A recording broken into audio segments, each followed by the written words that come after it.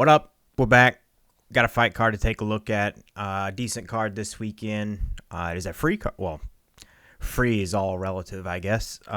It's on ESPN Plus. It's not a pay-per-view is what we're getting around to. UFC Fight Night, Machado Garry, Ian Machado Garry, that is, versus Carlos Prates. It is in Kansas City, so sort of in my neck of the woods, not too terribly far. Let's take a gander here at this card. So we're going to cruise right on through some of the prelims and stuff. Did research on basically all of the main fights and then kind of looked into some of the other ones. We didn't go nuts on the research here. I'm not trying to spend all day on this bullshit. Let's see how many fights we got. This card starts at 8 o'clock Central Time, so an hour earlier than the usual pay-per-views do. We got 1, 2, 3, 4, 5, 6. 6? 1, 2, 6, 7, 8, 9, 10, 11, 12, 13, 14 this weekend. One more than last weekend. I'm spoiling us, I guess, these free cards. But first up, women's bantamweight fight. We got Chelsea Chandler and Jocelyn Edwards. Not a fight I'm super interested in. I could see Jocelyn Edwards getting it done here. I think she's probably the rightful favorite, I guess you could say. 3-1 favorite seems a little crazy, but I do think she's going to win. I think she's probably got a power advantage. Chelsea Chandler has lost. I mean, she's kind of, I don't want to say she's become a laughing stock per se, but unfortunately when she was turned and ran in one of her last fights, like literally ran away from her opponent, it's like, all right, lady, what the fuck are we doing here? So we'll cruise around past that. Timmy Kwamba versus Roberto Romero. I don't know shit about shit, but I do like Roberto's, what it looks to be his hair there. Looks almost like a comb over going on or something. Old Timmy, clean cut. Both these bad boys coming off a loss. Very similar records as well, 8-3, 8-4, huh? All right, well, cruising right on past it. Jacqueline Amorim versus Polyana Viana. Polyana dating old Alex Pereira there for a minute. Not to say that that's all she's known for. She's got a fighting career, obviously. Decent fighter. She's not the most well-rounded. Her grappling leaves a little bit to be desired, but in like the takedown defense department, submissions are okay, striking okay. It's just like, not a world beater. And I do think this Jacqueline Amorim chick's actually pretty good. So 8-1 favorite, maybe a little nuts. She's probably gonna smash Polyana. I don't know necessarily about a finish or like how to play it. You can maybe play it by like submission maybe or something like that. Decent parlay piece. Maybe to go the over 1.5 maybe.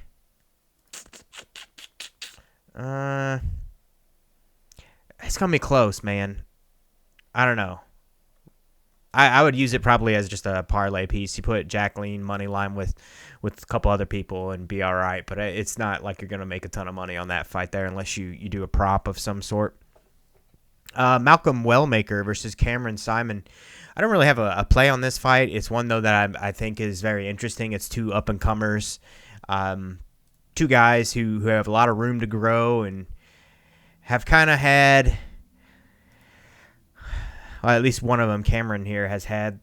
It's not even really a shaky start. He was looking pretty good, and it's like they threw him a little bit to the wolves, maybe a little too fast, and maybe the hype train was a little overblown, maybe. I don't want to say undeserved, because I do think he's pretty good, but there was a lot of hype around him, and then he kind of got... I don't want to say fraud-checked either. All these things are, like, derogatory, and he actually seems good and seems like a decent dude, so I'm not trying to shit on the guy, but it's just like the hype and everything...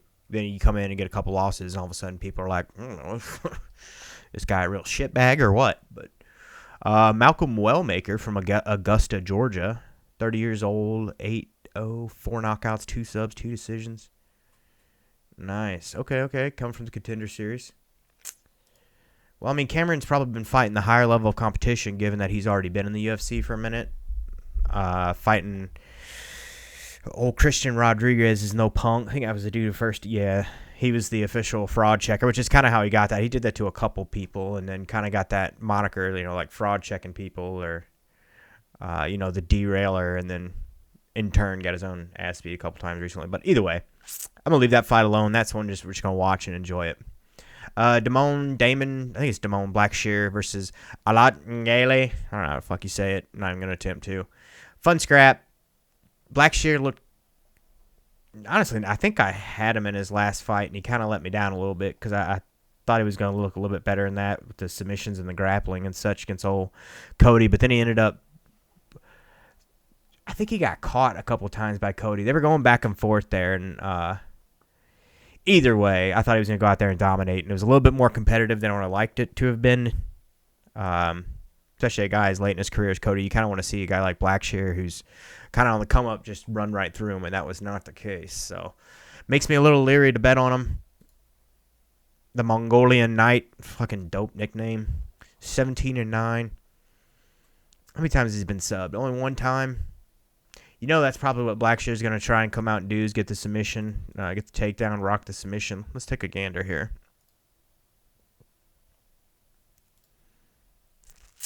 Nothing yet. Total rounds, under 1.5, plus 200. Wow. Yeah, I guess these guys go at it for a while.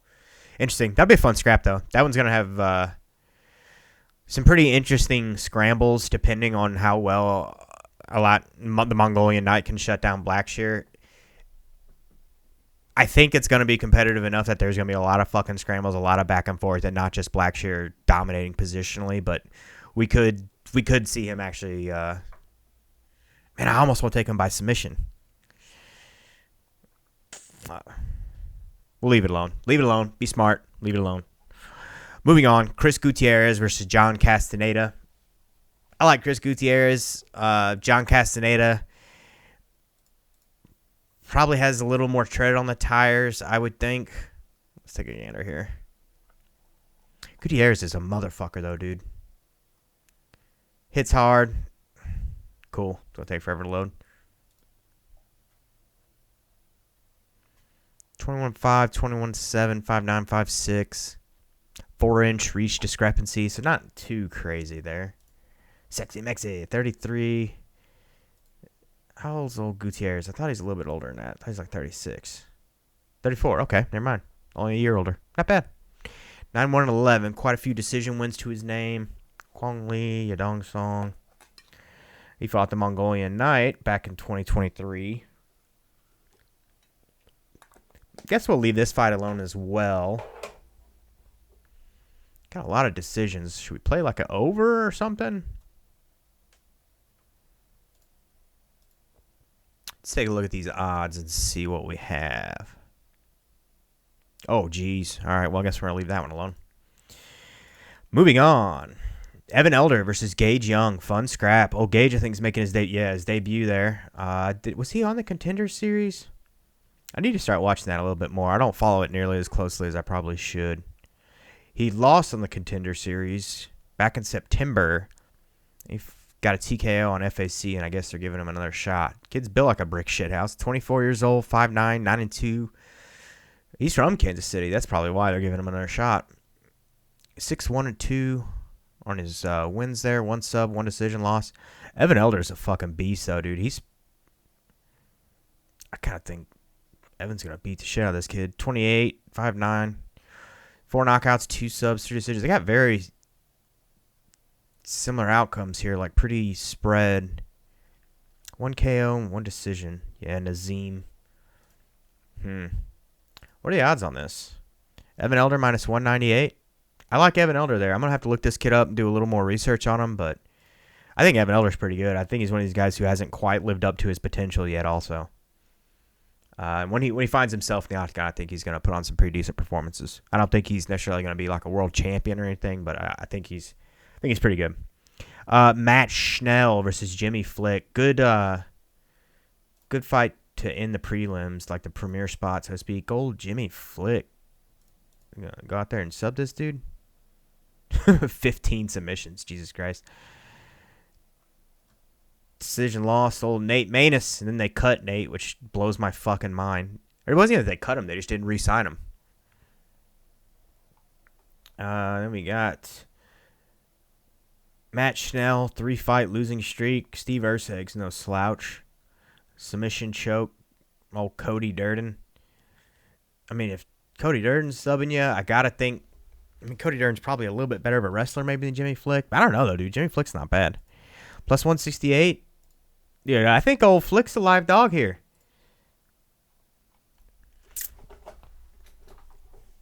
Dude, I think I'm going to go that route.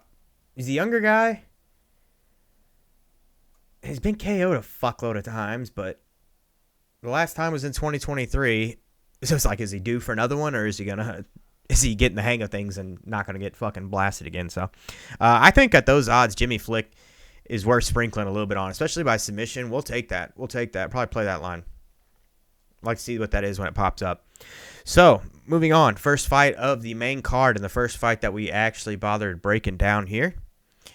We've got Ikram Aliskerov versus Andre Muniz. Real fun scrap. Ikram Aliskerov, let's pull him up here. 32 years young, 15-2, 6 knockouts, 5 submissions, 4 decision wins. Been knocked out twice. Most recently, I believe it was Robert Whittaker, old Bobby Knuckles himself. I don't know, man. He's like, can't really blame the guy for getting fucking slept by Bobby Knuckles. He's no slouch. Former middleweight champ. Some things we noticed, though, on the breakdown. He's got a pretty upright stance, almost more like a Thai kickboxing style going on. He's orthodox. Pretty low volume. It wasn't like he was going out here and like spamming tons of shots here. Had a okay jab. It wasn't like earth-shattering or anything like that. It was decent.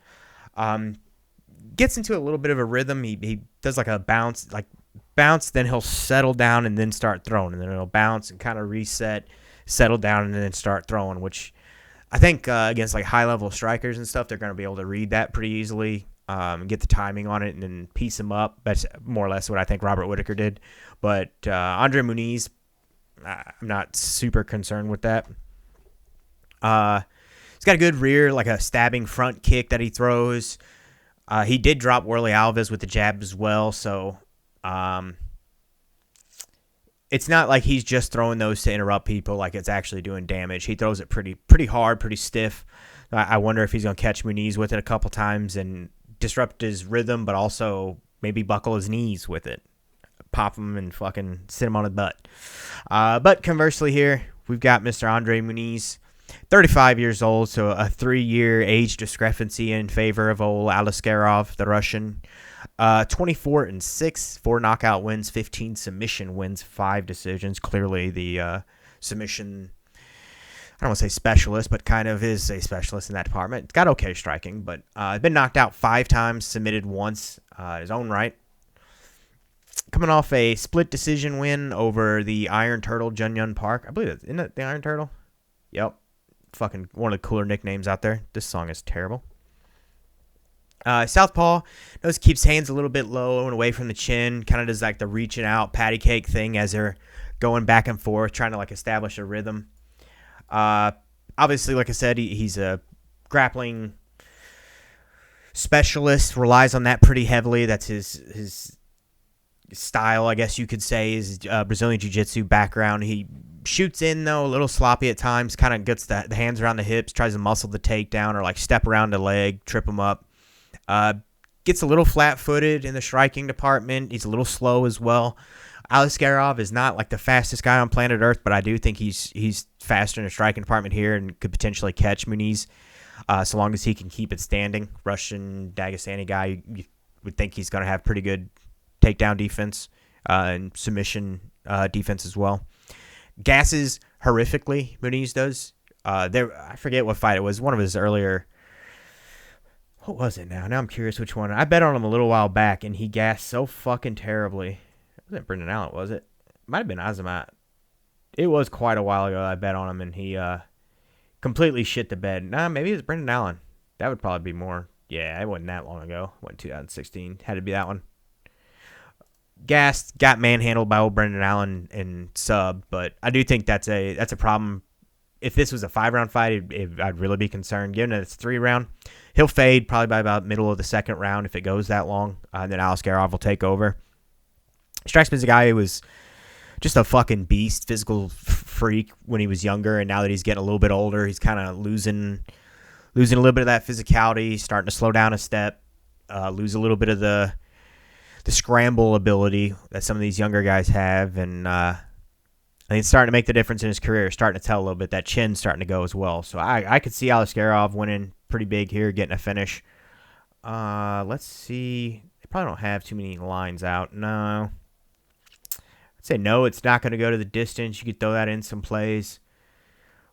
We'll probably play him by KO or inside the distance. Yeah, probably by KO. I don't even know that inside the distance is worth playing. We'll have to see what the odds are, if there's much difference between inside the distance and just straight KO. If there's about 100 points or so, it'll be worth it, I think. Fun fight, though. Fun fight. Next up, we got the Rude Boy, Randy Brown, versus Nicholas Dalby. Rude Boy, minus 238 favorite here. Pretty stout favorite. Let's pull that one up here. We got Randy Brown, though, 34 years old, 19-6. Pull that up. 7 knockout wins, 5 submission wins, 7 decision wins. So pretty spread out there. Just the same in his losses. 2 knockout losses, 2 submission losses, and 2 decision losses. 6'3", tall, lanky build. What was the one? Yeah, it was the decision loss to Brian Battle. This was a split decision, and if I remember correctly, it's been a minute, obviously December. I think I bet on Brian Battle, and I was happy that I won the bet, but I thought that Randy Brown had won it, which me having bet on the other guy and thinking that Randy Brown won you would think would say something, because I would be biased the other direction. So, oops, didn't mean to bump the mic there. But anyway, athletic guy. He's very quick, pretty good scramble ability. He's got a tall, kind of lanky build, so he's not like not the physically strongest guy, but that height makes him hard to control, especially when you're going for the takedowns. You know, it's that whole, it's kind of a cliche saying now, I guess, but, you know, trying to take down a table, it's all legs. You can reach the ground and keep yourself on your feet and scramble and get out of there. He's also got decent submission attacks on the ground. I think sometimes that gets overlooked a little bit with old Randy Brown, but likes to jab to fucking pieces out there, just pumping the jab. Sets up a lot of his shots with the jab, you know, jab, big hook, jab straight, jab kick.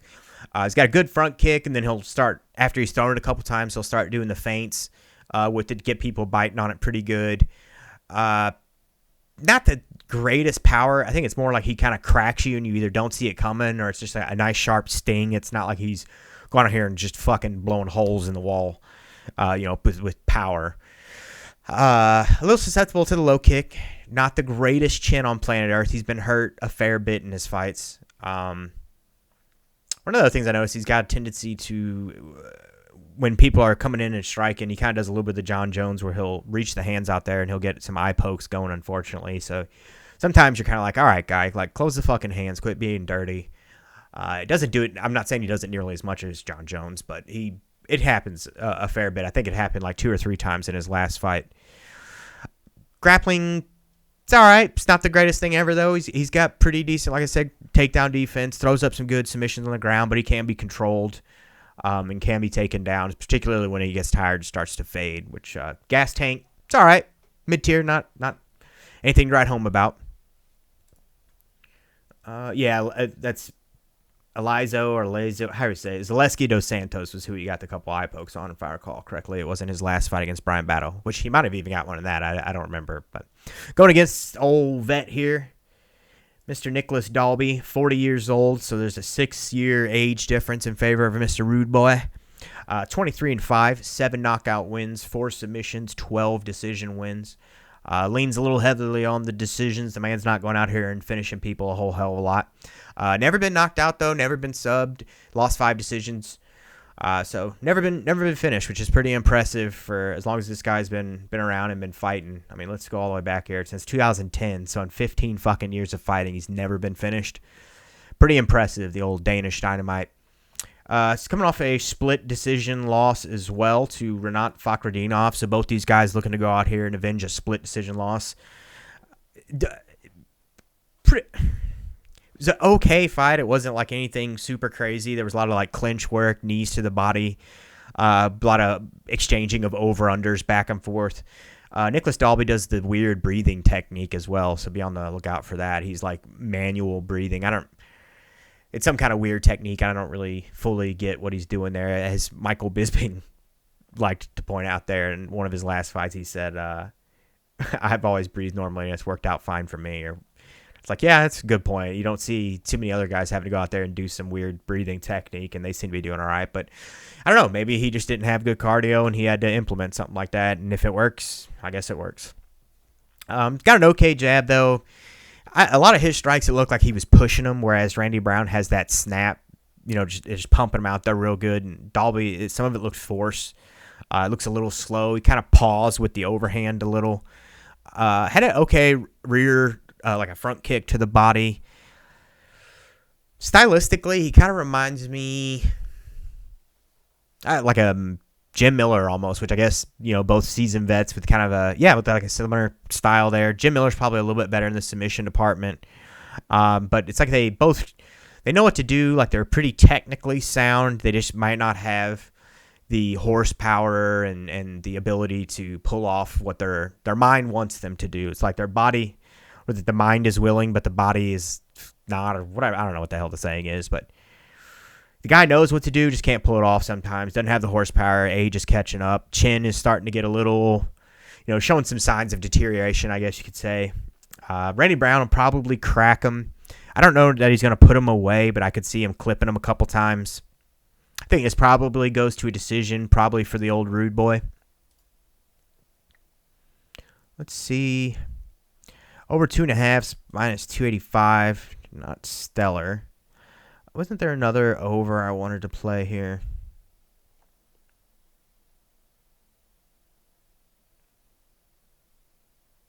Gotta play the over there. What's our 3 overs on the? Oh, and the Jimmy Flick. Well, that's not bad. Plus 690. Might have to actually play that one. Next up. Oh wait, do we have Rude Boy by decision? Rude Boy decision plus 105. Dalby decision plus 300. You could play that. Just do a little sprinkle on Dalby to hedge it, like a third of a unit or something, quarter of a unit. Decent scrap. I think that one will actually be pretty fun. I don't see it being too much of a snooze fest. Could see some cage work from Dalby, some of pressing up Randy up against the cage, kind of trying to stifle him a little bit like Renat Fakhretdinov to take a little off the punch and slow him down, but I think it should be fun. I don't know that he's going to be able to control Randy Brown too well. The Rude Boy. Next up, potential fight of the night right here. We've got Michel Pereira versus Abus Magomedov. Let's pull these guys up here. Oh, Michel Pereira. I always think this guy is significantly older than he is. He's 31. Looks every bit of 40. Reminds me of the Gigolo from Deuce Bigalow, Mel Gigolo. 31 years old, though.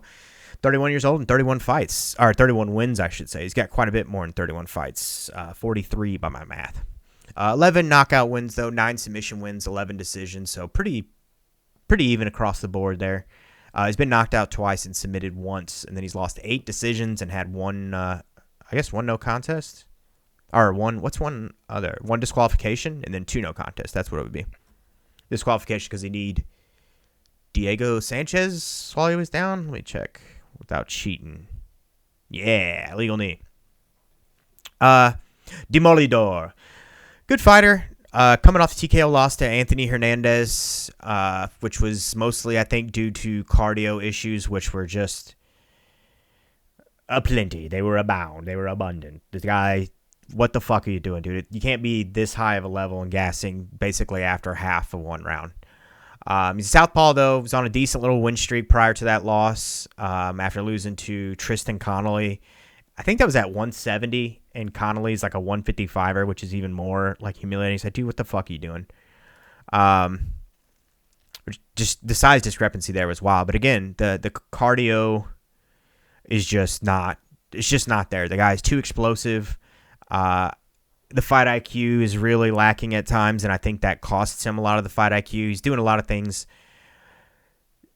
technically wrong, but pulling him off because he's such a physical fucking freak that he can get away with it, or maybe close to technically right, and then he just makes up the gap with the physicality, which again is just taxing on the gas tank. He can't be doing that all the time. He's a physical freak though. He's insanely explosive. He's fast. I mean, the guy was doing like backflips off the fucking cage wall and backflips into guard and shit like that in the middle of the fight. Good jab, though. Good kicks. Real good kicks to the body. He switches them up and goes upstairs. He had a good wheel kick that he threw a couple times. Good wheel kick to the body. powerful, but he kind of wings the shots, gets a little wild with them, starts throwing them wide as well, wild and wide. I think if he actually cleaned it up, not only would he save energy, but he would land cleaner and get more knockouts, more finishes. I think he has all the ability in the world. He's kind of a Johnny Walker type dude where he's insanely physically gifted and he's made it this far on that. But at this level, this is where the technique starts making the difference because everybody at this level is kind of a physical freak. Maybe not, there's varying levels at the top, but the margins are way smaller here than when he was on the regional scene and he was fighting guys like me who he could basically beat me one-handed with no fucking problem. So interesting matchup. We'll see here. Going against a guy, Abus Abusupian, however the hell you say it. 34 years old, so age advantage in favor of Pereira. Small difference. I mean, you're talking 3 years. 27-6. He's got 14 knockouts, 7 submission wins, 6 decision wins. And then he's even across the board with his losses. He's been knocked out twice, submitted twice, and he's lost 2 decisions. Looked pretty good in his last fight. Maybe physically the best he's ever looked. Like, just came in, just shredded to the fucking gills. Like, I tell you right now, that picture right there is not remotely close to the shape he came in. He was shred city, almost suspiciously so. Big guy as well. I think Pereira might be a hair bigger, but not much at all. The win over, I think it was a submission win, yeah. Over Bruno Ferreira looked great. Very composed, did not get in these firefights, was really picking his shots. He'd rip to the body and then go upstairs, back out, circle out to the side, which you really like to see against a guy like Bruno Ferreira, who is just super powerful. I mean, he's definitely one-punch knockout, and that's the style you have to fight against a guy like that. Otherwise, you're going to get caught and get slept. And after that Sean Strickland knockout, Abus, he needs to get a little momentum going here if he wants to be something.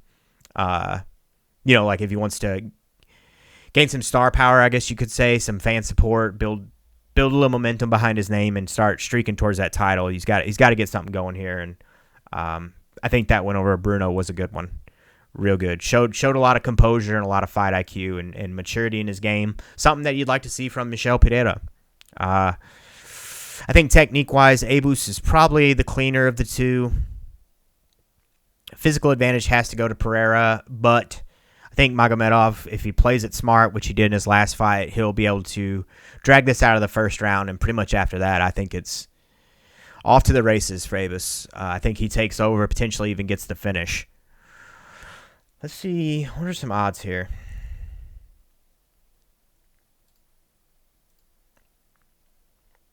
So Abus is actually the dog right now. A little surprising. You take him 2-3 or decision. Third of a unit, and third of a unit. You get some good coverage, and you'll come out pretty good in the head on that one.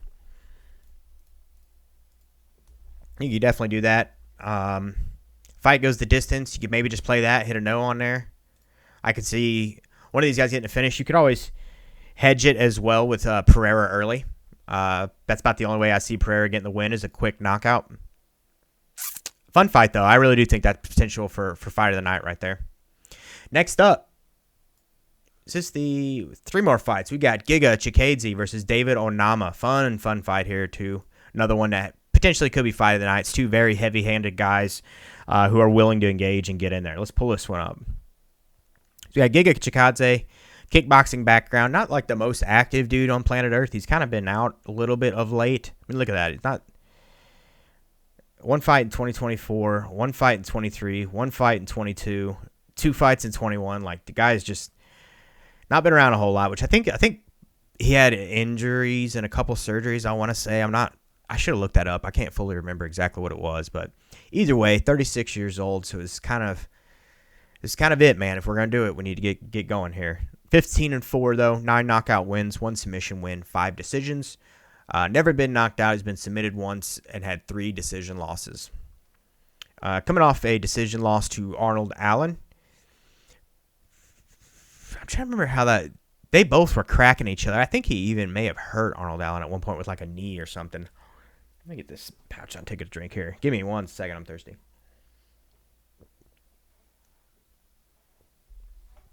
Much better. So, Giga, tall, thin build, orthodox fighter. He's got good kicks, very, very powerful and very fast. He goes High-low real well mixes them up. And then he starts turning the hips after a while, kind of feinting a little bit to get you biting on it. Throws them out there and real good at drawing that and then countering, or not, I guess countering off it. He'll draw the reaction and then taking advantage of it. Moves decently well, like doesn't good side to side lateral movement when he's outside of range, but then he settles once he starts getting in close and plants, which I get is for the power, but then he's also becoming a stationary target, whereas when he's on the outside, a lot more mobile, and he'll throw like the kicks and then stay mobile, and then as soon as he starts getting in close, he settles. So I worry against a guy like David Onama who likes to get in there and slug it out a little bit, throw some counter shots, do some phone booth fighting, if you will, that he might get clipped. And Onama fucking hits hard, and Giga's chin is maybe starting to become a little bit compromised. Like I said, he got hurt. I want to say Arnold Allen hurt him with like a front kick right after that knee, actually. Not a ton of volume from Giga, though. He's kind of a one or two big shots, real selective, I guess, like almost sniper-like, to sound cliche, I guess, but very, very selective with his shots. But when they land, I mean, he's very powerful, very powerful. I'd like to see him kind of come back and do something here before the end of his career. I feel like he got robbed a little bit of some of his potential with the injuries and, the inactivity. So now he's 36 and he's back. It's like, all right, man, let's get something going here before you got to hang him up. But going against old David Onama here, 30 years old, so 6-year age advantage for him. 5'10", not quite as tall as old Giga, but not a huge difference there. 13-2, he's got 7 knockout wins, 4 submissions, 2 decision wins to his name. And he's only been, hang on, I got to turn this on, that's distracting me. Never been finished, he's only lost by decision. One of which was told Nate Landwehr. One was Mason Jones. Quite a while back. Turn the sound up here. Things we noticed here on David Onama, though. Like I said, got the decision win over Roberto Romero last November. Got 3 in a row, KO and 2 decisions. Orthodox, but he switches stances very well. Maybe even a little bit better than Giga. Giga kind of stays typically in the orthodox. Susceptible to the low kicks, which against a guy like Giga with the powerful kicks, that might be a problem. Might chew him up and compromise some of his power, some of his mobility early. Got a real upright stance, so against like high-level grapplers, I think that's potentially going to be a problem, but don't see that really causing much issue here against old Giga. I don't see Giga shooting for too many takedowns unless he like gets cracked or something. He also seems pretty strong. I noticed he was able to shrug old Romero off him, who when he had his back at one point, he pretty much just shrugged him the hell off and got right back up. He also impressed me with his composure when he got hurt. He got cracked a couple times. He leaves his chin up a little bit when he gets in some of these exchanges, but he never looked particularly like concerned or like flustered or panicky or anything like that. Like really stayed calm and worked his game, worked back into his game and got a little crazy in some of the firefights, but then he ended up clipping the guy and dropped him. And the other thing I noticed is his guard creeps up a little bit high, particularly in these firefights. So I don't know. It kind of makes you wonder. Giga is so good at the damn body kick. Now I'm sitting here thinking about it. It's like, is he going to... The move you would think would be to pump high with the kicks or like throw the 1-2 up high a bunch, get Onama to creep the guard up and then rip to the body with the leg kick and get the liver kick finish or the body kick finish. I didn't go to the body with the leg kick. All kicks are leg kicks per se because they're all done with your leg, but you know what I mean. He's going to rip to the body with a kick. So long as he can force the guard up. So I could see Onama winning maybe in a shootout, get some phone booth fighting. But some part of me thinks Giga is going to be able to draw the guard up high with Onama and rip to the body with a kick and potentially hurt him. I think Giga's probably the more technical striker of the two. Onama being the younger, more active guy, probably a little more tread left on the tires. That's a tough one, man. I think you probably honestly just leave this fight alone and enjoy it.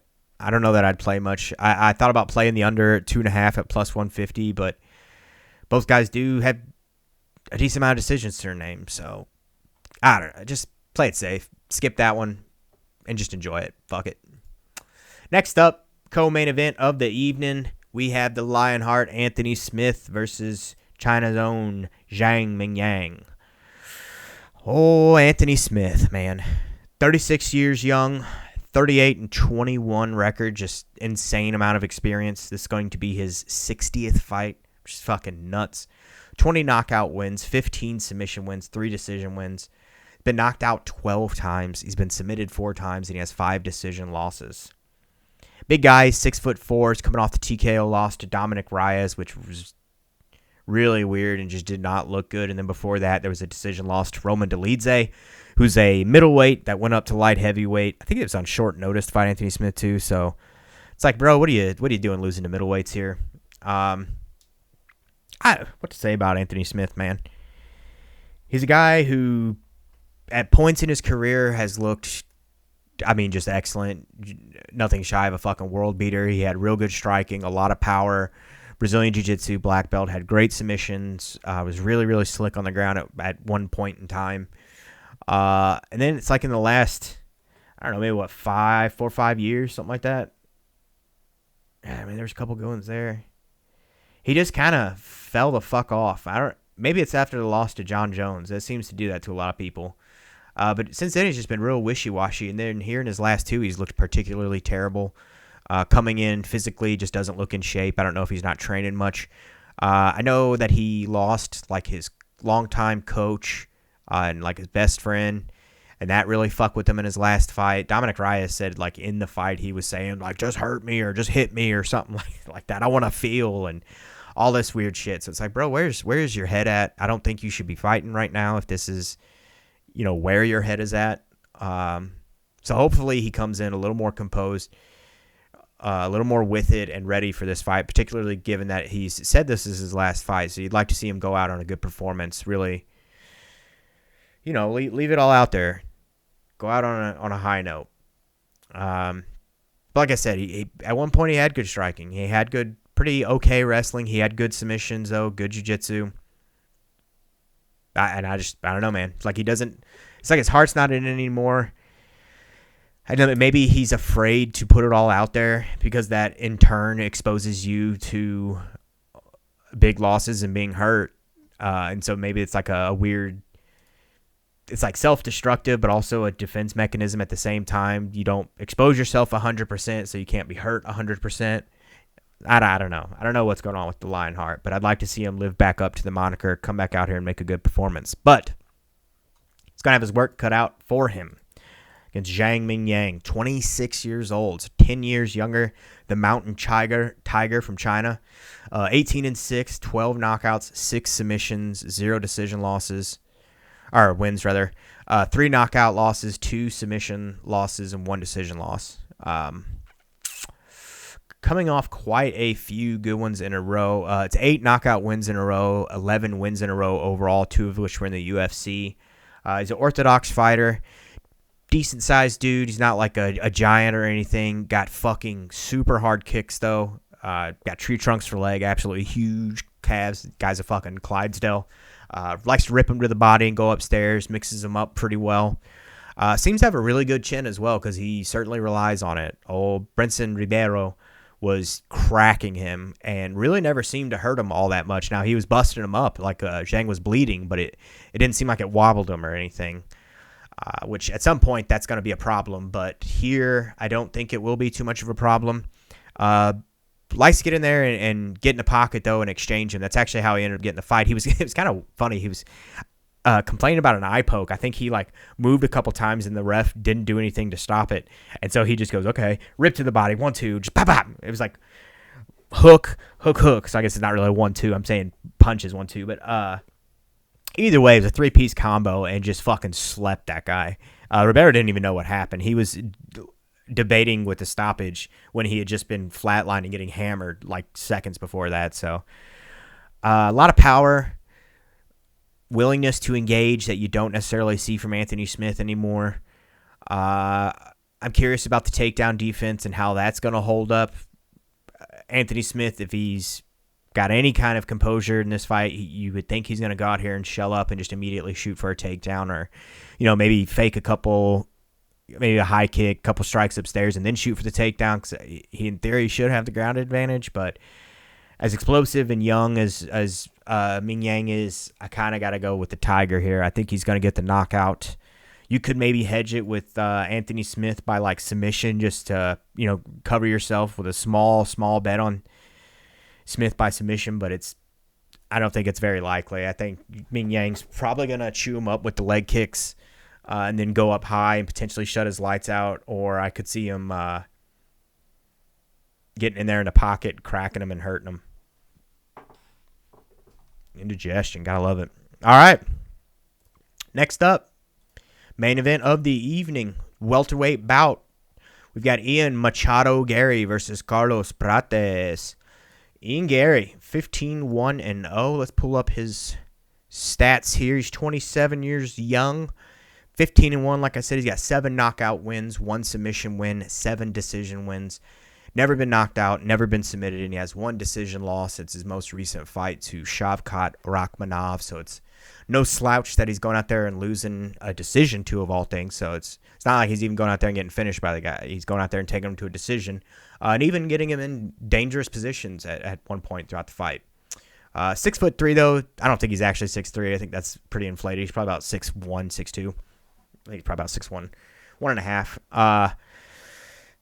Lanky, doesn't have like the longest reach though. Actually, for his build, you would think his reach would be a little bit longer. 3.5-inch reach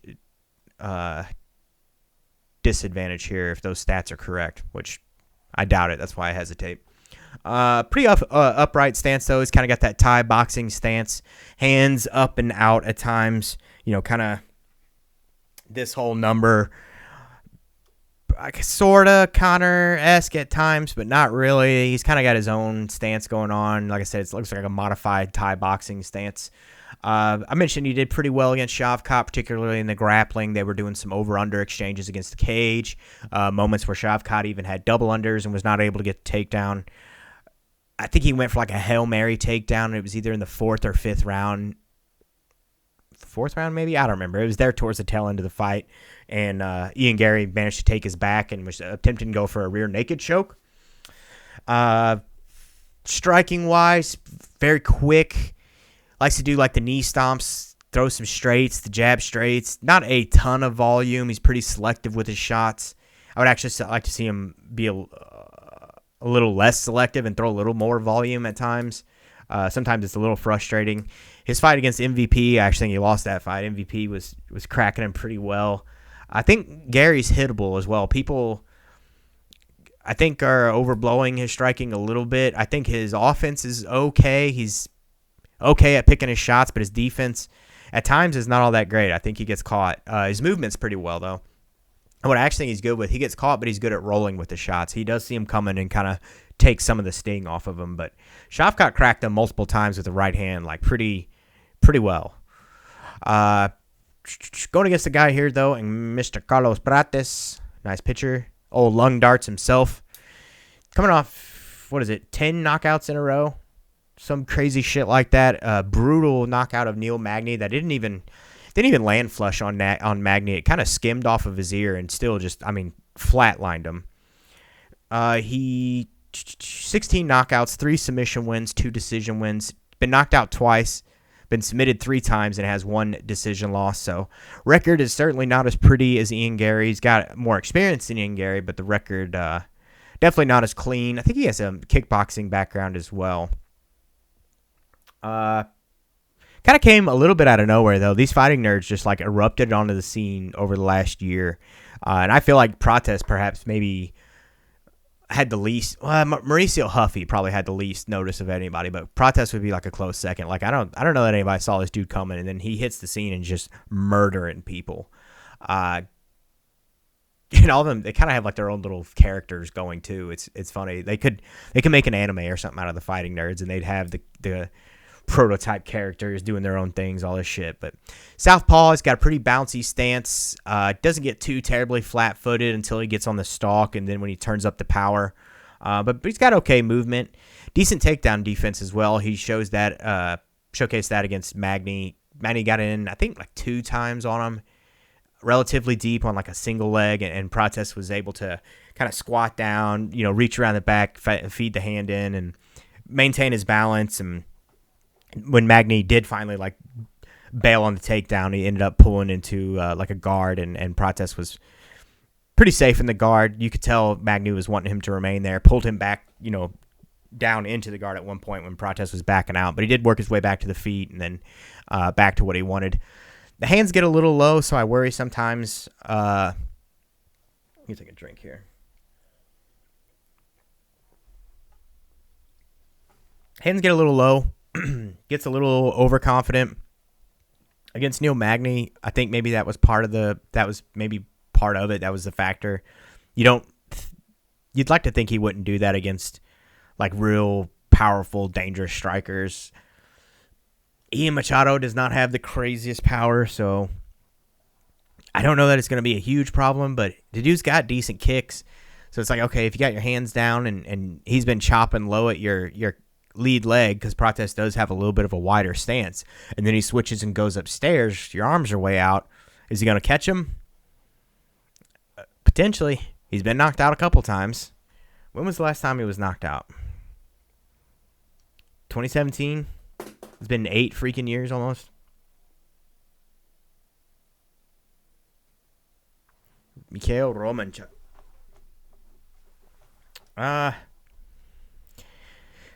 don't know who to pick here, man. Prates has the power advantage. I would say Garry probably has the speed and the jiu-jitsu advantage. Both these guys get cracked.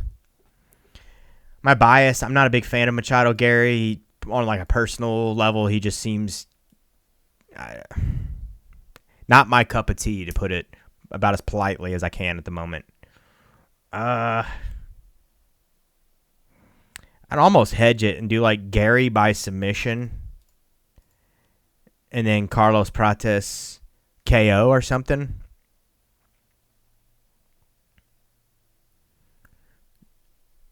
Yeah, I would probably hedge this one out, man, or just leave it alone altogether. I don't know who to pick on it. I'd like to see Prates get it done, but I worry also a 5-round fight. Garry's probably got a little more experience in that department. Going to take him into deep water. Let me see. Are there any 5s on here? Or 4s even? Yeah, Garry's definitely got the advantage in that department. Yeah, I mean, only one. He's only got one 5-round fight, but it's freaking against Shavkat, so it's pretty much the cream of the crop there. That might actually be the factor that pushes me in favor of Garry. I've kind of flip-flopped on this one a couple times, but exciting fight either way. It's got title implications. Both of these guys with 1 or 2 more wins, especially if they make a big statement on Saturday night, they could be launched right there into title contention, going against the old Bilal Muhammad, or winner of him and Jack Della Maddalena. So fun fight night though. Pretty solid for a free card, a ESPN Plus card. I don't know necessarily I'd say it's pay-per-view level, but it's not far off it. So that is it. We'll put our bets out on Twitter like we normally do. I usually will pump those out after weigh-ins or sometime on Friday. Andrew Morton and I are probably put together a parlay again as well. We did a 4-pick parlay that hit last week. I think it was plus 367 odds boosted on DraftKings. So keep an eye out for that. That's the old money grab parlay. And I think that's it for the evening. Thanks for watching, folks. Throw me a follow, like, subscribe, comment, all that shit. It helps out. We will see you next go round. Peace out.